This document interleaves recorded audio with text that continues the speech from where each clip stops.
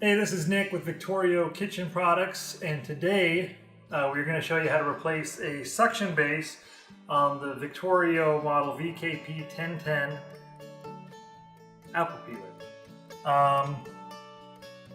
You will get in your kit a suction base and a E-clip, and the tools that you will need will be a key with a nice groove and just a small flat blade screwdriver.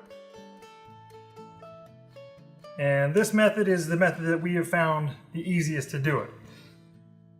So you just wedge your blade in the clip and the clip flies away, and that's why we send you a new one. Once the clip is off, you just pull the rod out. The old base will come off. To line up, just make sure that is lined up with the peeler. Set it on top. Put the rod in.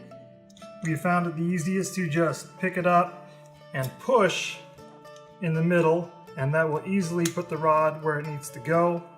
Set it back down. Try and pick up this clip. Set the clip in the groove on top, and then your key with the groove, you put the clip right in the groove and just push down and it will snap into place, and that is how you replace the suction base.